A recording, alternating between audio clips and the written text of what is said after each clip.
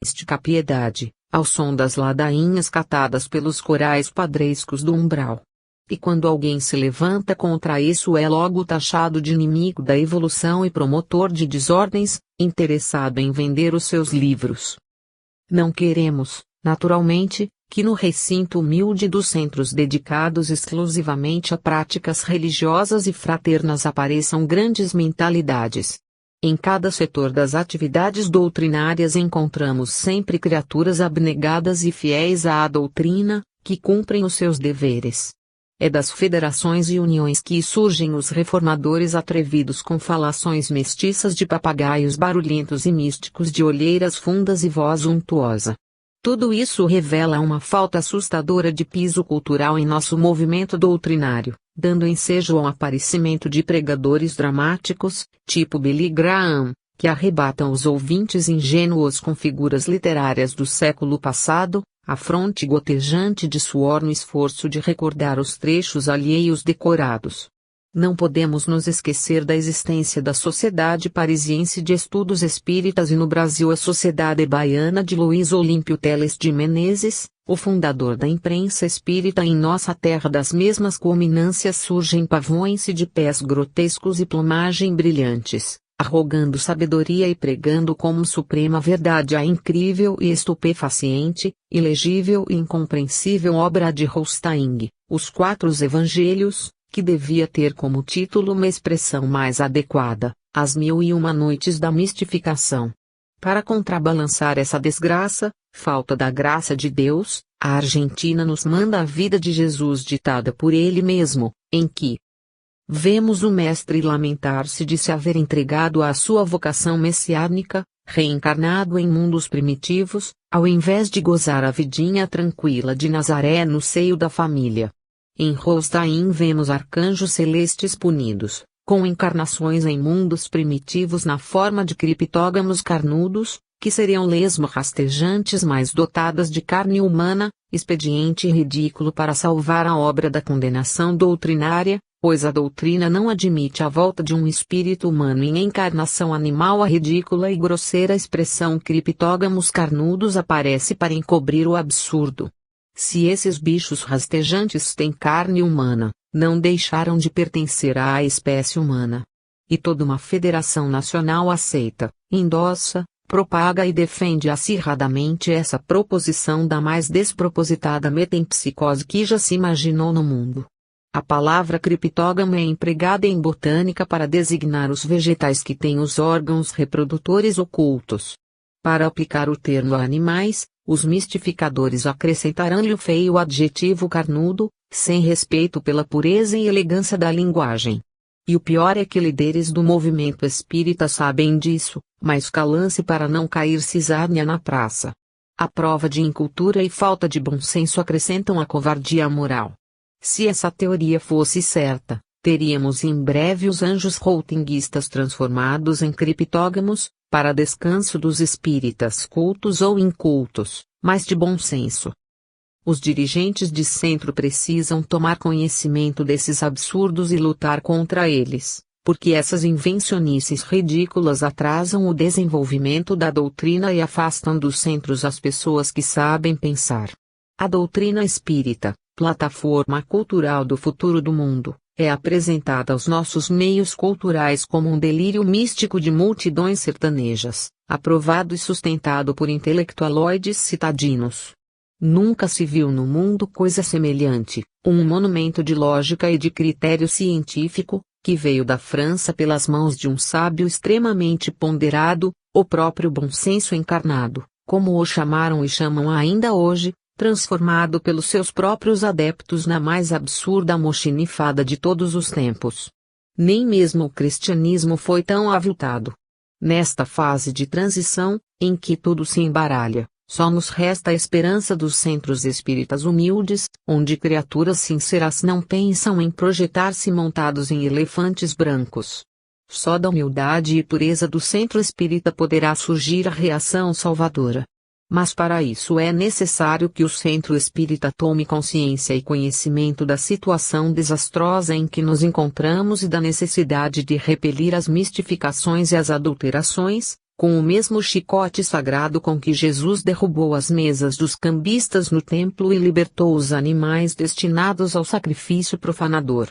É necessário que os centros se liguem entre si, formando grupos independentes, na linha tradicional da liberdade espírita, para se oporem vigorosamente a esse processo suntuoso e petulante de deformação de desagregação da doutrina, que os novos rabinos infiltraram no movimento espírita desprevenido. Não podemos misturar alhos com bugalhos para dar ao povo esse produto adulterado. Sabemos que os espíritos curam, não os médiuns, e agora quem precisa de cura é o nosso movimento doutrinário, combalido por mais de um século de infiltrações venenosas em sua frágil estrutura. Abandonemos a pretensão de constituir uma igreja nova, centralizada numa catedral federativa, pois já vimos que turbas de clérigos, mortos e vivos, estão sempre dispostos a invadir o novo edifício, como os espíritos obsessores da parábola voltam à casa limpa e arrumada e dela se apossam de novo, a sua condição será, então, pior do que a anterior. As grandes instituições tendem sempre ao mandonismo, ao autoritarismo, o que não se conforma de maneira alguma e sob nenhum pretexto com os princípios democráticos do espiritismo. As pessoas mais simples, colocadas numa modesta posição em grande instituição, mostram-se logo arrogantes e saberetas. A vaidade humana está sempre à espreita no coração do homem. Logo que as circunstâncias lhe favorecem uma oportunidade, a mais humilde criatura toma atitudes arrogantes. Nos quadros superiores da administração aparecem até mesmo os missionários, criaturas que se julgam agraciadas, não pela bondade, mas pela justiça de Deus, para comandar e salvar os outros. Nenhum centro pequeno e humilde se atreveria a dizer-se casa máter do espiritismo, mas uma federação se diz, arrogase direitos que nunca possuiu nem poderia possuir e toma em suas mãos predestinadas a direção do movimento doutrinário. O crescimento da instituição, a subserviência das menores, que temem cair em desgraça ante homens tão importantes e sábios completam a obra da megalomania humana e tudo vai por água abaixo. A humildade dos pobres vira fermento de grandeza se lhes dermos um palácio para morar. Até mesmo os espíritas, com as exceções naturais da regra, deixam-se facilmente empolgar pelas obras suntuosas, não se lembram de que o templo de Salomão foi destruído para sempre, mas o templo humilde do carpinteiro de Nazaré, destruído, reergueu-se em 3 dias e permanece para sempre. Entre os problemas da cura espírita, o que mais deve nos interessar, nos trabalhos do centro espírita, é a cura da vaidade no coração dos homens. Evitemos a suntuosidade no movimento doutrinário. Se quisermos que ele se conserve puro e simples, nada representa melhor o espiritismo do que o centro de chão batido e telhas vãs, bancos e mesas de paus fincados no chão, Zé Sobrinho lendo o Evangelho em mangas de camisa, na sitioca distante de São Bartolomeu, na Sorocabana. Eu participei da reunião rústica e senti a grandeza da doutrina espírita entre aquela gente simples e boa. Ali ninguém mandava e todos se uniam espontaneamente no trabalho de amor ao próximo e louvor a Deus. 11. Metamorfose religiosa. As religiões são organismos vivos, integrados pelas células individuais dos adeptos, crescem no tempo, passando por todas as transformações do crescimento. Kirchsteiner, em sua Fisiologia do Mito, afirma que a lei do mito é a metamorfose. Mas por que do mito? Se essa lei é a de toda a evolução das coisas e dos seres, em todo o universo. Os mitos são elementos fundamentais da religião. Nascendo dos mitos agrários, que são representações de convergências telúricas, as religiões se desenvolvem nas coordenadas históricas do tempo e do espaço e se protejam nas perspectivas do futuro. O passado místico, nas mitologias mágicas e anímicas das selvas e das geleiras, constitui o produto sincrético das relações do espanto. A alma humana se deslumbra com a magia da natureza, sentindo-se integrada nela e por ela absorvida. Esse momento mágico explode em mitos, envolvendo o mundo de deuses, na plenitude divina captada pela vidência de Tales de Mileto. O mundo é pleno de deuses. Dos processos dialéticos do caos surgem os ritos, os cultos e os templos. Mas é no templo, forma estática da síntese dialética, que temos a síntese final da oposição homem-terra. O templo abriga a religião, para defendê-la e sustentá-la em seu desenvolvimento. É a concha marinha em que a ostra se forma para produzir a pérola, essa deformação da matéria que rompe a estática da forma com o impacto das leis do crescimento. Do templo humilde, primitivo, a cabana mágica do pajé ou do xamã, facilmente rompidas as formas primárias, surgem as formas múltiplas e sólidas dos templos da Suméria, do Egito antigo e suntuoso, da Mesopotâmia lírica com seus braços de rios. Do templo de Salomão, orgulhoso como as montanhas do Cáucaso, num momento de concentração final de ciclos históricos, completando-os e a espiral evolutiva do tempo no espaço amalgamados na realidade substancial de espírito é matéria, surgiram as descendências espúrias das sinagogas, convergindo na direção dos primeiros templos cristãos.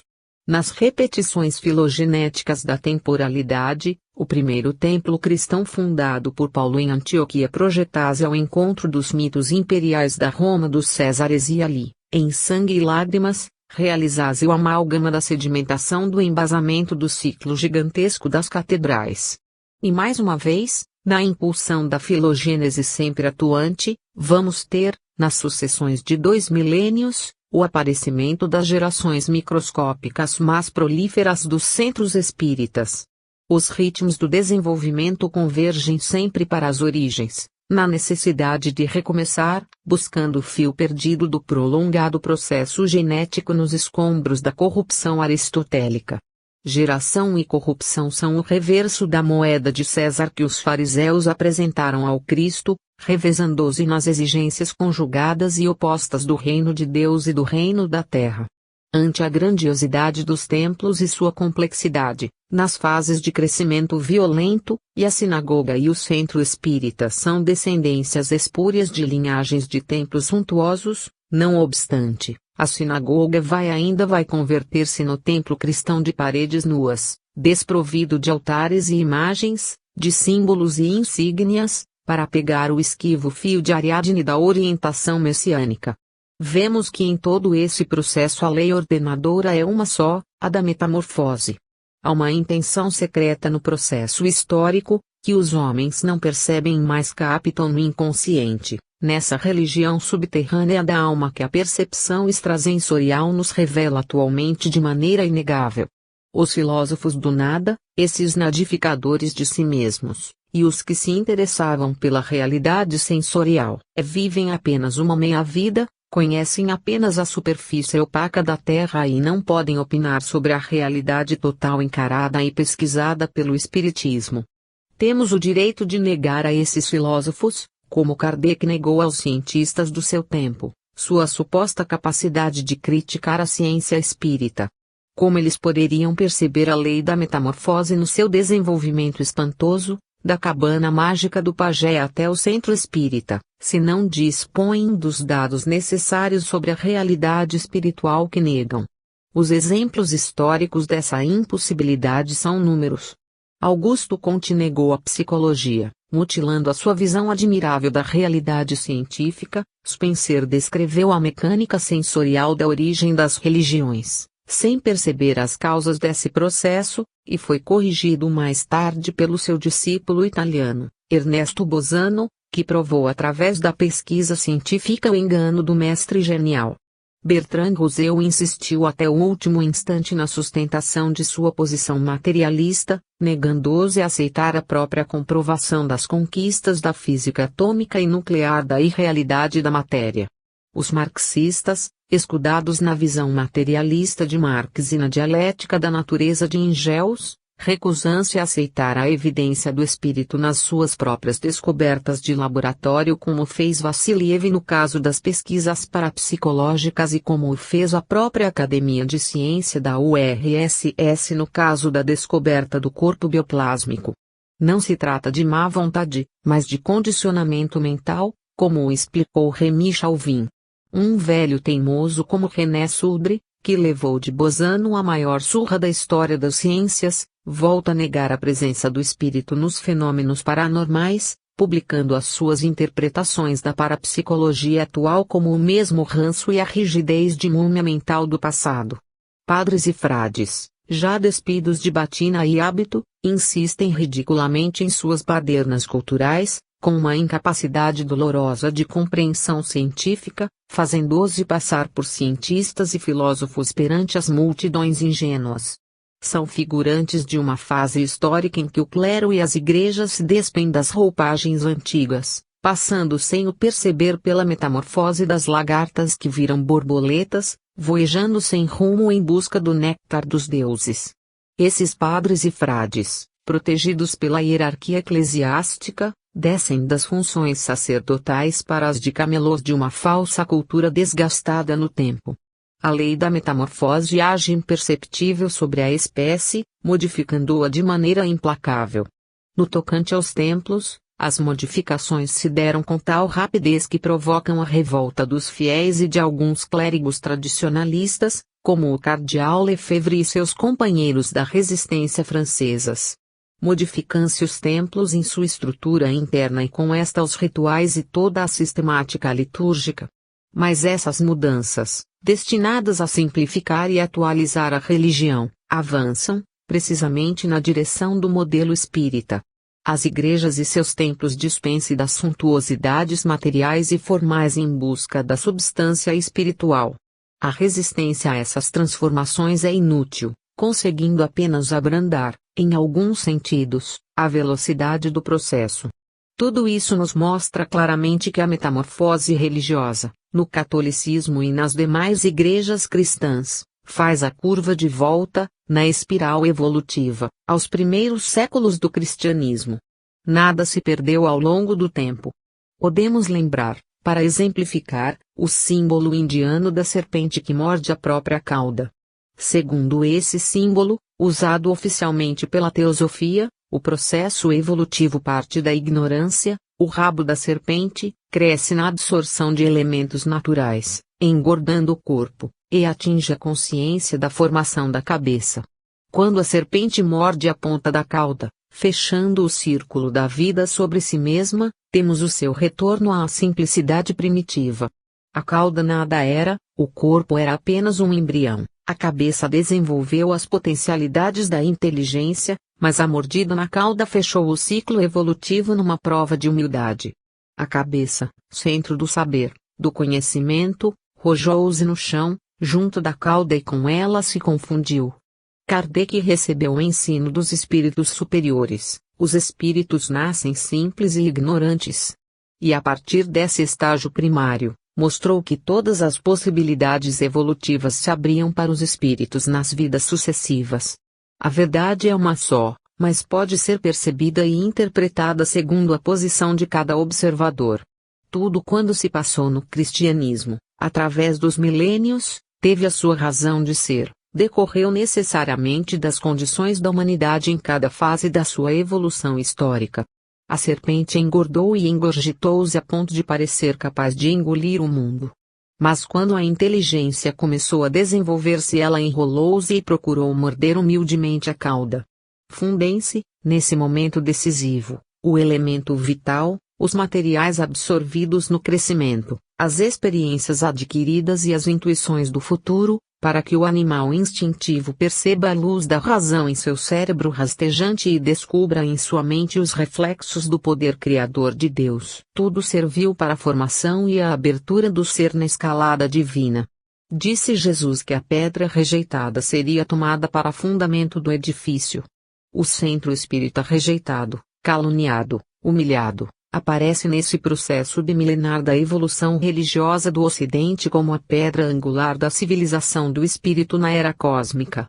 No centro espírita os ensinos de Jesus se concretizam, não em ídolos e formalidades artificiais, mas no conhecimento e no saber positivo. O homem descobre que o seu conceito do sagrado estava errado, pois o sagrado não está nas coisas exteriores, mas na natureza íntima do ser humano e na divindade dos seres superiores. Percebe que o que vale é o espírito e não o corpo, pois só o espírito realmente existe. Aprende que nenhuma benção exterior e formal pode salvá-lo, mas somente a sua dedicação ao bem e à verdade, a sua abertura espiritual para as bênçãos permanentes de Deus que jorram no mundo, abrangendo todas as criaturas e toda a criação. O centro espírita o instrui, por ensinos e fatos, que a morte não é a condenação do Éden, mas a porta da vida, segundo a feliz expressão de Richet. O mistério da vida eterna, concedida apenas aos eleitos, transforma-se na herança universal de Paulo, pois somos todos herdeiros de Deus e co-herdeiros de Cristo. A função moral do centro não é compulsória, mas autógena. Não se desenvolve através de um código opressivo, mas do despertar da consciência para a responsabilidade de todos e de cada um. O fundamento dessa moral é o princípio do amor ao próximo e a sua manifestação no plano social é a caridade. O amor é a essência da vida social, substância básica da estrutura social, e a caridade é a dinâmica das relações, nos termos da definição de Paulo. O centro espírita assimila na prática, na sua dinâmica do dia a dia, a seiva pura do Evangelho para alimentar a vida, o pensamento e os sentimentos do homem. Longe ficaram, no processo histórico, as lendas da ira divina e das condenações terroristas. Na pequena comunidade do centro forma-se e se desenvolve a sociedade do futuro, fundada na compreensão dos deveres consciências. O mundo humano e o mundo espiritual se fundem no processo das relações mediúnicas, na troca de experiência entre os espíritos e os homens que mutuamente se ajudam na escalada da transcendência. Graças ao racionalismo espírita, desenvolvimento natural do racionalismo cristão, estabelecesse a solidariedade de consciências da tese de René Hubert, atualizando na realidade humana a utopia divina do reino de Deus. Caem as barreiras de raças, de condições sociais, pessoas e culturas, seitas e partidos, mortos e vivos, pois todos aprendem que a fraternidade universal das criaturas decorre da paternidade universal de Deus. Os objetivos do Evangelho são atingidos com a derrubada total dos divisionismos formais estabelecidos pela ignorância humana. Claro que esse milagre humano, produzido no centro pela descoberta da finalidade da existência terrena, não é completa nem perfeita, mas já revelam os traços essenciais do perfil do futuro. Ficam para trás, na distância, os séculos e os milênios de atrocidades e ameaças satânicas, diabólicas, reduzidos a cinzas de eras superadas. Na simplicidade do centro espírita, desprovido de aparatos, de imagens, de rituais, de paramentos, de sacramentos, de atos religiosos pagos, avesso à simonia e ao profissionalismo religioso e dedicado ao serviço da caridade ampla, sem preferências, as forças da evolução acumulam o seu poder para a eclosão da civilização do espírito, que varrerá do planeta todas as formas e formalismo do religioso inferior, que se ceva nas mistificações do poder espiritual. As preces pagas, as cerimônias suntuosas, os títulos fantasiosos e heréticos dos representantes religiosos, as organizações religiosas investidas de poderes estatais, resíduos das fases teocráticas do passado, desaparecendo por falta de adequação aos tempos novos. A experiência do centro espírita que suprime todas as formas de engodo das populações e simulação de poderes divinos através de ordenações, sagrações e investiduras divinas será abolida. A religião, desembaraçada dos compromissos políticos, comerciais, financeiros e assim por diante, será restaurada em sua pureza exemplificada por Jesus e seus discípulos na era apostólica. Essa é a diretriz histórica determinada pelas características e as atividades do centro espíritas. Mas todas essas modificações se processarão ao longo do tempo, na medida do progresso cultural do mundo e do consequente esclarecimento dos povos sobre os problemas fundamentais da vida, do destino, da dor e da morte. O conhecimento dessas incógnitas, que sempre atormentaram os homens, secará naturalmente a fonte das mistificações interesseiras no campo religioso. Demonstrada a ineficácia de todas as encenações sacramentais, esclarecidas as superstições que dominam a mente humana insegura e medrosa, a humanidade atingirá sua virilidade e não haverá mais campo para as explorações sistemáticas da natureza religiosa do homem. No plano espiritual, as vastas populações desencarnadas de espíritos inferiores, apegados a interesses materiais, serão naturalmente removidas para mundo inferiores. Na economia divina nada se perde. Essas populações espirituais, atrasadas em face da evolução terrena, levarão para os mundos inferiores conhecimentos que auxiliarão esses mundos na sua elevação progressiva. São essas as migrações espirituais entre os mundos solidários de cada galáxia, segundo o ensino de Kardec.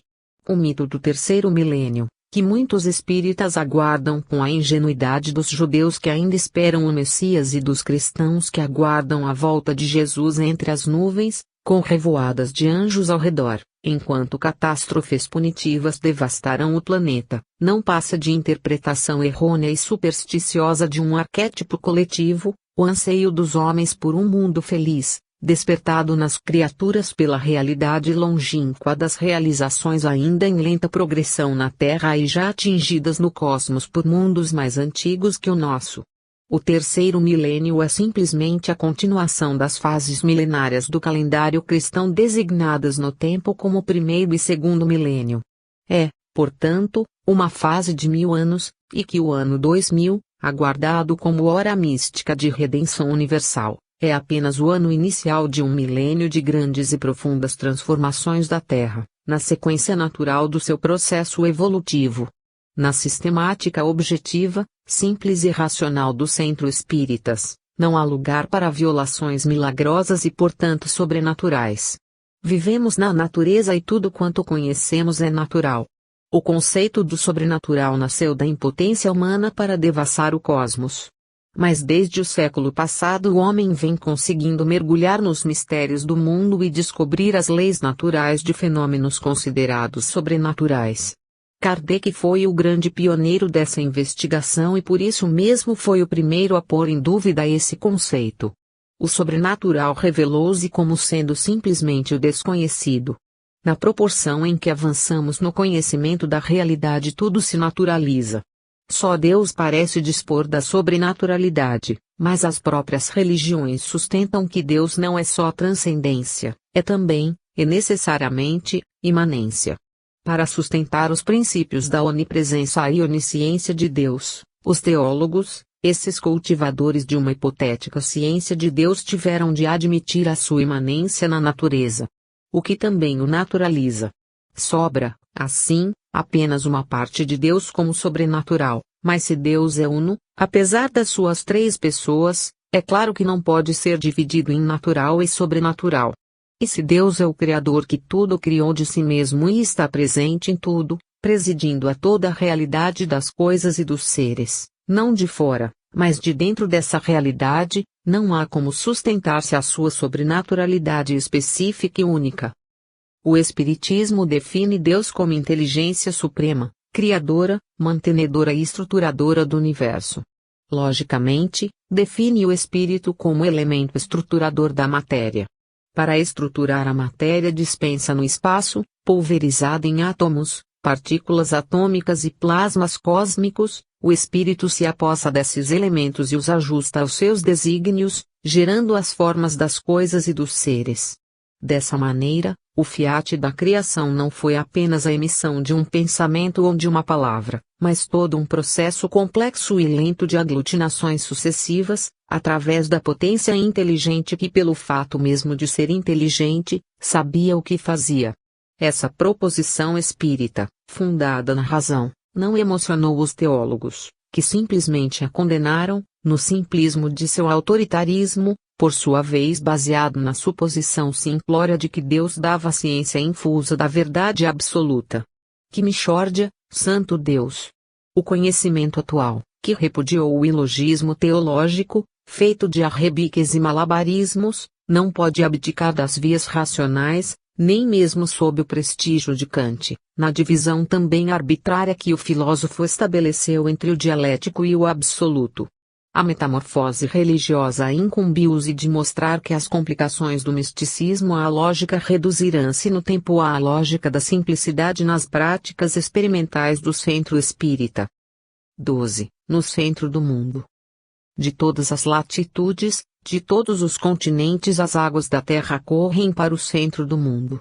Não o centro geológico determinado pelas aferições do homem, mas o centro flutuante, variável, determinado pelos balanços do vaso terreno em sua levitação cósmica, no embalo dos equilíbrios gravitacionais do planeta suspenso entre as constelações. Mas as águas não obedecem apenas aos ritmos do eterno efêmero, nas condições oscilantes das situações orbitais.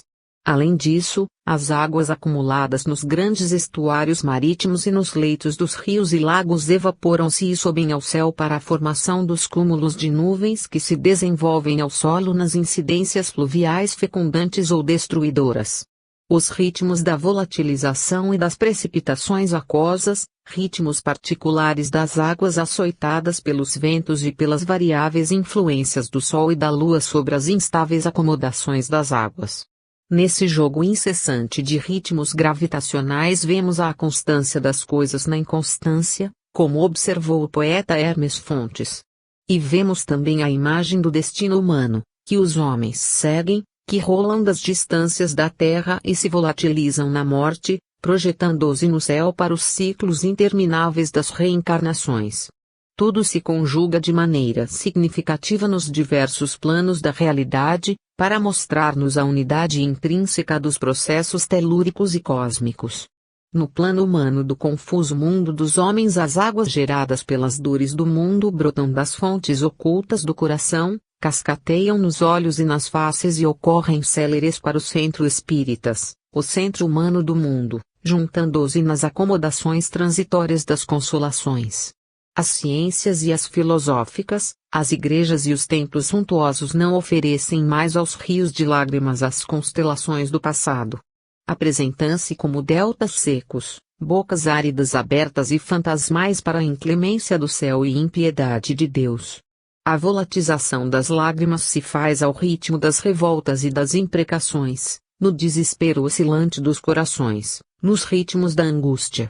Os caudais de lágrimas se desviam, no balanço doloroso dos desesperos, para o centro espiritual do mundo, que não é mais a catedral, nem o templo ou a mesquita, e a sinagoga ou a sacristia, mas o centro espírita.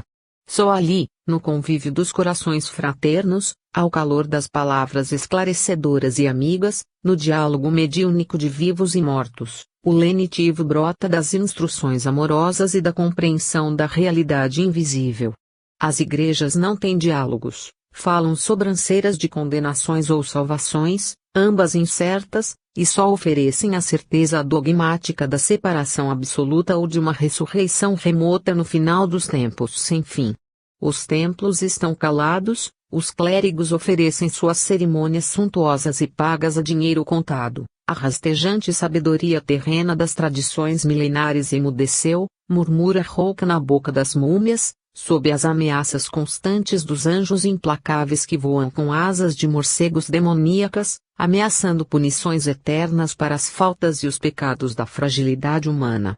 Jamais as incongruências da Igreja cristã, em todas as suas denominações, se fizeram tão aterradoras como agora. Ante os escombros da Segunda Guerra Mundial, os teólogos cristãos negaram Deus e fizeram de Jesus um dissidente tárdio para chefiar a baderna do que chamam de cristianismo ateu.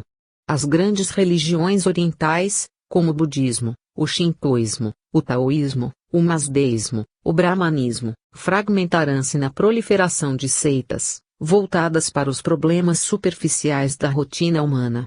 O número de seitas cristãs desovadas nas chocadeiras elétricas dos Estados Unidos e no Japão, esse país xerox de após-guerra, é de desnortear multidões. Multiplicarão-se no mundo, pelas exportações de um misticismo bastardo, em que os ancestrais nipônicos se fazem deuses estranhos de americanos e europeus, as possibilidades de opções pseudo-religiosas. A progressão algébrica do crescimento demográfico mundial não nos ameaça, como pensava Mateus, com a crise de alimentos, mas com o pauperismo espiritual. O que havia de grande nas religiões orientais, que desde a Roma dos Césares assediaram as civilizações do Ocidente, pulverizou-se com as explosões atômicas cesarianas no ventre das mitologias antigas e modernas, Para repovoar o mundo pulularam na terra devastada milhões de pequeninos deuses levianos e vazios, sorridentes e irônicos, que na sua voracidade de gafanhotos ameaçam as religiões caducas de uma bancarrota mundial. As Cassandras desta Troia planetária estão agora pregando o fim do mundo. E embora nem todos lhes deem crédito, as Cassandras estão certas como a profetisa troiana. O mundo vai acabar, já está mesmo nos seus últimos estertores, mas não o mundo físico e sim o mundo moral, intoxicado pelas suas próprias mentiras, hipocrisias, explorações deslavadas da boa-fé dos simples. A metamorfose religiosa não foi prejudicada, mas indiretamente auxiliada e até mesmo resguardada em seu desenvolvimento histórico, em meio às confusões e espantos desta fase da história em que todos os valores se confundiram. A natureza tem os seus recursos secretos e imponderáveis, que os dedos humanos não podem tocar. Serviu-se dos espoliados, dos marginalizados, dos ingênuos colocados à margem do processo cultural, dos amaldiçoados pelo oficialismo religioso, das vítimas das novas inquisições aniquiladoras, para resguardar as forças morais legítimas na sua destinação histórica. O centro espírita é hoje a semente humilde que as secas e os furacões não puderam atingir. Embora ainda, na sua maioria, mostrem-se enteados num misticismo larvar, conservam nessa própria condição negativa as energias potenciais da reconstrução. E é nesse seu trabalho missionário e humilde, socorrendo, orientando, estimulando, que ele modifica o mundo através da modificação progressiva das consciências. Porque o mundo não é um objeto físico e mecanismo, mas um ato de consciência. Suas leis essenciais não são as da matéria, mas as leis morais e espirituais. O aparente mecanismo dos naturais está carregado de intenções. Os fisiólogos gregos sabiam disso, e quando Tales se referia aos deuses que enchiam o mundo em todas as suas dimensões, afirmava o princípio espírita de que a estrutura planetária, em seus mínimos detalhes, é controlada pelos espíritos incumbidos da manutenção da Terra, desde os simples elementais ainda em evolução para condições humanas, até os espíritos superiores, próximo da angelitude, que supervisionam e orientam as atividades telúricas. Na crosta planetária, ainda amparados e assistidos por milhões de entidades espirituais, os homens dominam os espaços entregues à sua jurisdição, sob a responsabilidade de suas consciências e na concessão do seu livre-arbítrio, realizando as experiências programadas por sua própria vontade. Somos nós, os homens, os construtores do mundo, somos nós que fazemos bom ou mal, inferior ou superior. Muitas criaturas alegam que não fazemos o que queremos, pois estamos condicionados por forças internas e externas que nos governam. Todo o cosmos é uma estrutura de leis, o que nos permite viver nele e agir nele por nossa vontade. Um homem no mundo não é um prisioneiro ou um robô, é uma consciência que dispõe dos equipamentos da encarnação para atingir objetivos determinados pela sua consciência. Agimos, em todas as circunstâncias, dentro dos nossos condicionamentos, como um ser livre que pode fazer e desfazer. Mas como poderíamos fazer algo, se não dispuséssemos da consciência, da vontade e do meio em que vivemos? Os que sonham com a liberdade absoluta não têm uma noção clara de liberdade. Os peixes não vivem e não agem fora da água. Os pássaros não podem viver e voar num vácuo. O homem não existe fora da existência. E não há existência onde não houver o existente, que é o homem. As filosofias existenciais nasceram do desespero e da impotência de Kierkegaard, teólogo protestante dinamarquês, que sofria a angústia de existir solitário, sem poder comunicar-se com ninguém, nem mesmo com a sua noiva. Por isso desmanchou o noivado. Kierkegaard era um gênio, contemporâneo de Kardec, mas condicionado pela angústia que herdara do seu próprio passado. Chegou à conclusão de que o homem só pode realmente comunicar-se com uma entidade misteriosa, que é Deus. Chamou de outro. Dos seus diálogos metafísicos com o outro nasceram as filosofias da existência. Nessa mesma época, meados do século passado, Kardec descobria que existência é comunicação. Os homens existem porque se comunicam entre si, com os espíritos, com a própria natureza e com Deus. Kardec também, como todas as criaturas, era condicionado pelo seu passado, pelas heranças biológicas, pela cultura em que nascera, e era também um gênio que definiu Deus como inteligência. No condicionamento de Kardec, homem de ciências e não teólogo, havia mais abertura para a realidade. Ele fundou e desenvolveu a ciência espírita, enquanto a filosofia de Kierkegaard foi fundada e desenvolvida pelos seus discípulos, tornando-se a filosofia do século XX. Vemos que as condições e os meios de ação de ambos eram diferentes, mas um e outro agiram como seres conscientes de si mesmos, de seus poderes e de suas limitações.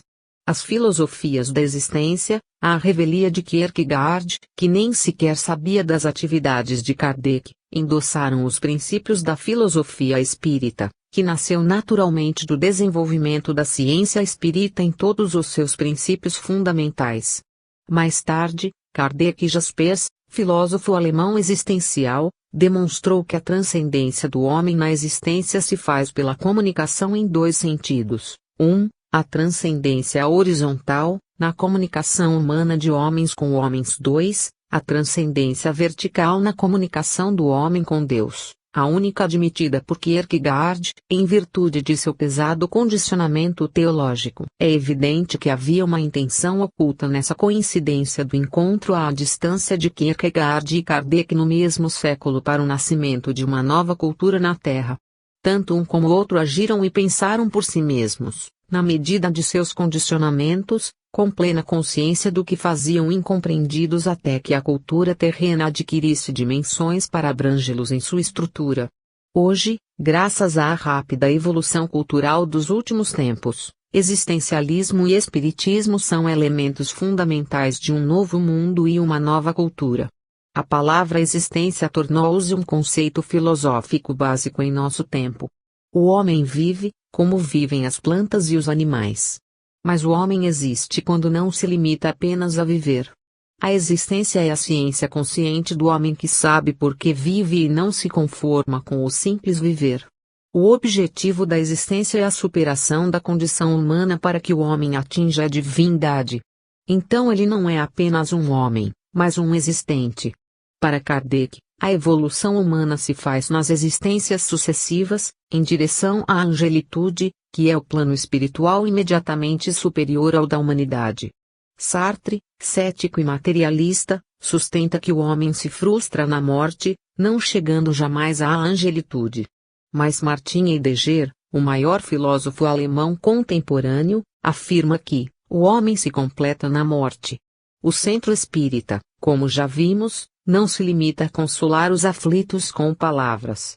Ele prova objetivamente a sobrevivência do homem para após a morte, mostra a ação dos espíritos e o papel preponderante que eles desempenham na vida de todos nós.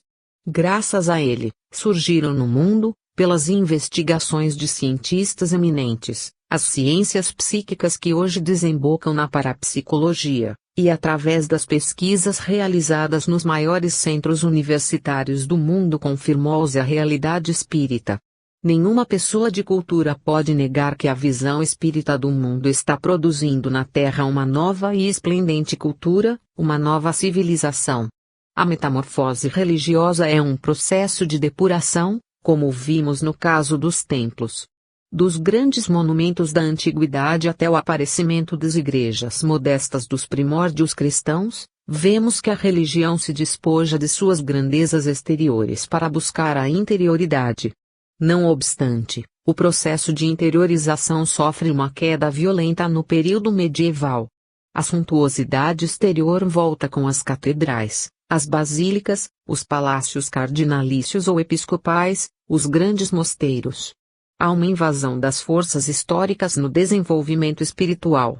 A queda do Império Romano, que devera auxiliar a metamorfose religiosa, pelo contrário, a embaraçou, com o desenvolvimento dos impérios bárbaros.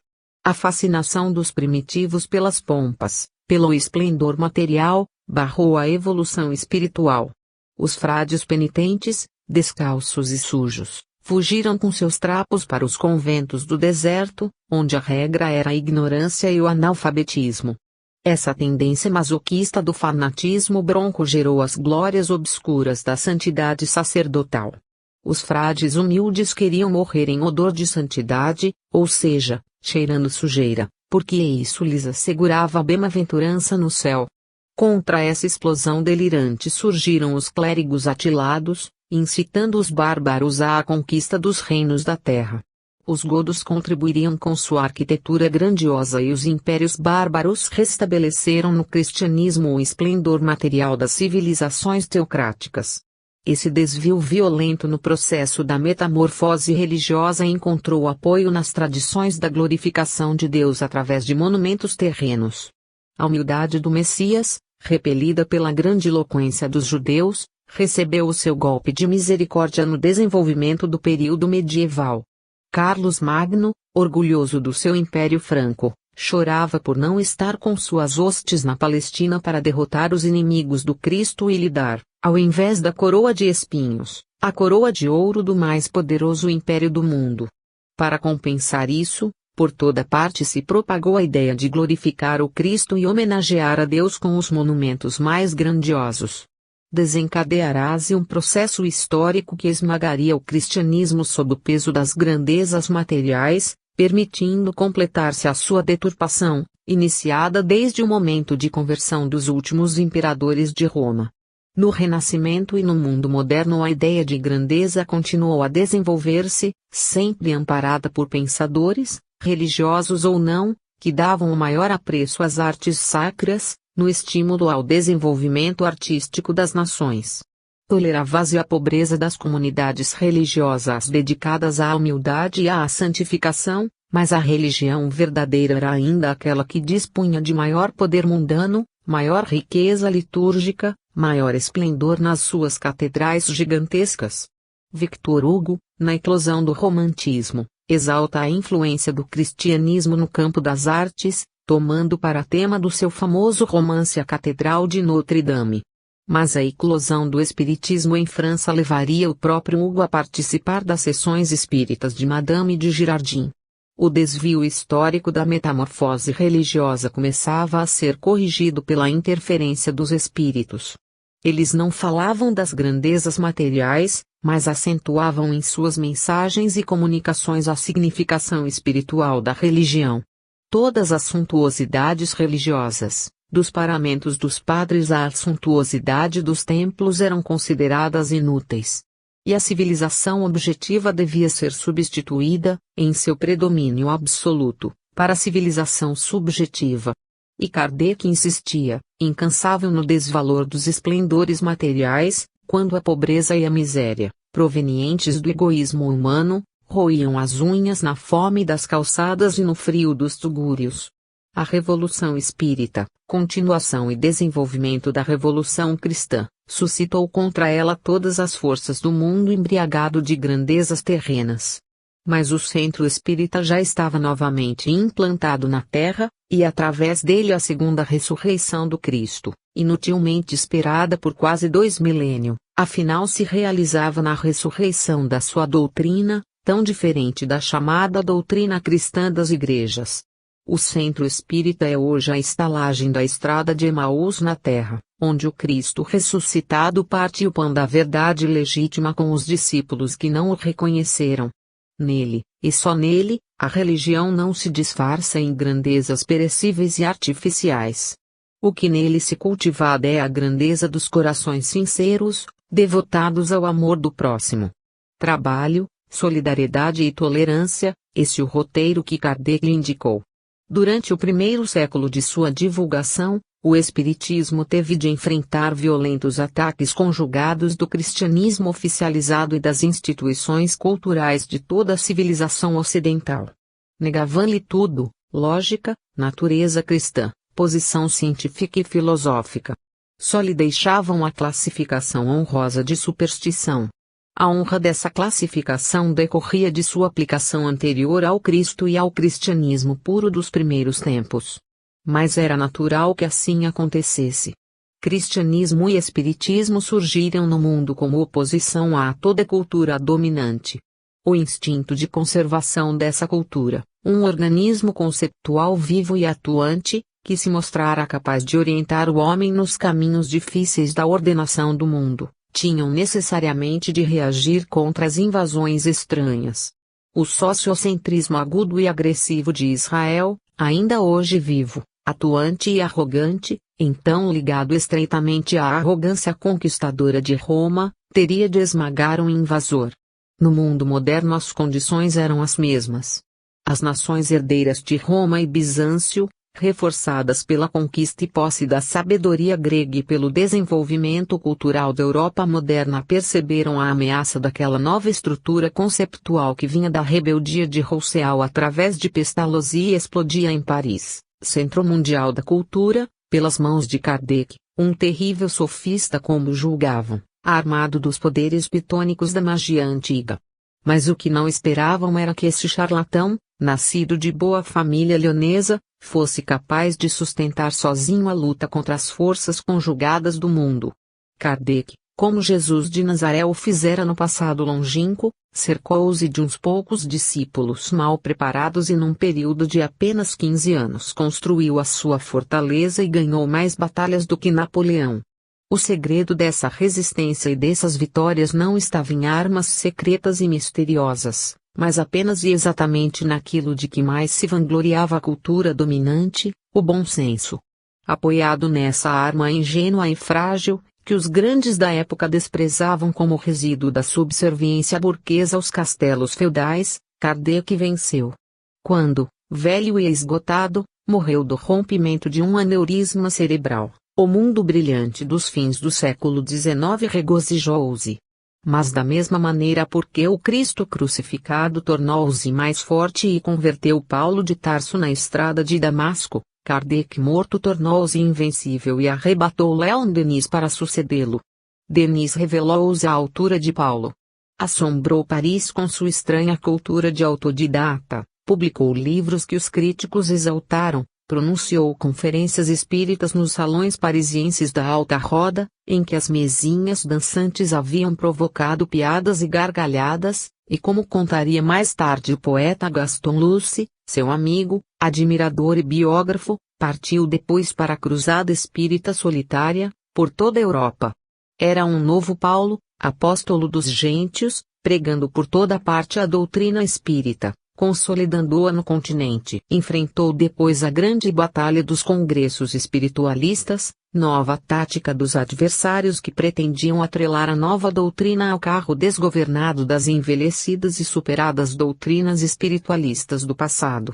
Tiveram de entregar-lhe a presidência de vários congressos, e em todos eles Denis repeliu energicamente as tentativas de mistura do espiritismo com as formas imprecisas do espiritualismo místico e anticientífico, formalista e tradicionalista. Denis estava sempre em minoria nas assembleias, mas sempre vencia. Graças a ele, a sua firmeza doutrinária inabalável, à segurança do seu raciocínio e ao ímpeto do seu verbo, a tentativa de mistura e confusão fracassou. Conan Doyle, que traduzira o seu livro Joanna Dark Medium para o inglês, chamava-o entusiasticamente de o druida da Lorena. Era realmente um antigo sacerdote e guerreiro celta que enfrentara nas Gálias os conquistadores romanos.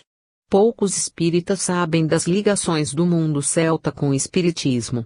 Historicamente essas ligações decorrem das semelhanças doutrinárias entre o espiritismo e o druidismo, religião dos celtas. Na antiguidade os celtas ocuparam uma posição excepcional, eram um povo monoteísta e reencarnacionista, voltado para a poesia e o canto. Sua doutrina religiosa era exposta em tríades, pequenos poemas de 3 versos. As tríades eram cantadas pelos bardos nas cerimônias religiosas das selvas, onde construíam seus altares de pedras gigantescas sob as ramagens dos carvalhos, árvores sagradas. Sua concepção do mundo era também trinária. O mundo se constituía de 3 hipóstases, planos superpostos, que eram os seguintes: 1. Gwynfide, a morada de Deus, plano superior e inacessível. 2. Abrede, o círculo da reencarnação, que é a Terra. 3. Anunf, a região das trevas, infernal. A mediunidade era exercida como função sagrada pelas druidezas ou sacerdotisas e pelo bardos, poetas, cantores e médiuns. O fato de não terem sido cristãos provoca sempre a crítica das igrejas cristãs às ligações dos druidas com o espiritismo. Alegam que se tratava de um povo bárbaro que praticava sacrifícios humanos, esquecidos de que também os judeus praticaram esses sacrifícios, como atesta a Bíblia, e que os essênios ainda os praticavam no tempo de Jesus. Eram resíduos selvagens que desapareceram com a evolução dos povos. Aristóteles considerou os celtas como o único povo filósofo do mundo. Existem até hoje as sociedades de cultura celta na Europa, especialmente na França, na Inglaterra, na Escócia e na Irlanda, que foram regiões celtas. Kardec publicou um magnífico estudo sobre os druidas na Revista Espírita. Os espíritos superiores lhe disseram que ele havia sido nas Galhas o druida Allan Kardec, o que o levou a assinar os seus livros espíritas com esse nome. Leon Denis também escreveu sobre os celtas e sua religião e se considerava, como Conan Doyle o considerou, um druida reencarnado. Vencidos por César, na travessa do Rubicão, os celtas foram catequizados pela Igreja, mas a sua religião poética, de que as tríades nos dão conceitos profundos, permaneceu como objeto de estudo no mundo cultural. Críticos e historiadores superficiais atribuem à Índia e ao Egito o princípio da reencarnação no espiritismo. Não é verdade. Kardec recebeu esse princípio dos espíritos e submeteu-o a pesquisas científicas que provaram a sua realidade. A pesquisa sobre a reencarnação continua em realidade. A pesquisa sobre a reencarnação continua em nossos dias em plano universitário. É um capítulo das investigações parapsicológicas, inclusive na URSS, onde o professor Vladimir L. Raikova realiza há anos na Universidade de Moscou. Por imperativos políticos do Estado de fundamentos materialistas, a pesquisa é feita na Rússia sob a designação de reencarnações sugestivas, fenômeno paranormal que altera o comportamento de certas pessoas. No centro espírita, a reencarnação é tratada como fenômeno de manifestação de existenciais anteriores, conservadas na memória subliminar e às vezes aflorada na mente e no cérebro atual. As pesquisas científicas de hoje, como as de Ian Stevenson, já publicadas em nossa língua, e as de Amendras Barnegei, em vias de tradução, só têm confirmado as pesquisas espíritas de Kardec. O método mais usado pelos cientistas atuais é o da análise e aprofundamento das lembranças espontâneas de vidas passadas. Na Rússia tem sido aplicado o método hipnótico de regressão da memória, instituído na França pelo CEL. Albert de Rochas, quando diretor do Instituto Politécnico de Paris. Nos centros há geralmente manifestações anímicas da própria alma do médium, que constituem regressões espontâneas e automáticas do médium a vidas anteriores, revelando a sua personalidade anterior. Cada centro dispõe das entidades amigas que orientam os seus trabalhos. O centro espírita, bem dirigido por pessoas sensatas e estudiosas, é uma concha acústica em que ressoam as vozes e os pensamentos dos espíritos e dos homens, no diálogo dos mundos, pois nele se encontram o mundo espiritual e o mundo terreno, nas possibilidades abertas pelos dons mediúnicos de que todos dispomos. Os que deturpam a finalidade superior do centro espírita, sejam dirigentes ou frequentadores só interessados em vantagens imediatas, perdem a oportunidade de se elevarem a uma visão superior do mundo, do homem e da vida. Se cada frequentador do centro quiser ajudá-lo na sua missão superior de preparar os homens para um mundo melhor, a dinâmica do centro se intensificará para o bem de todos. Fim.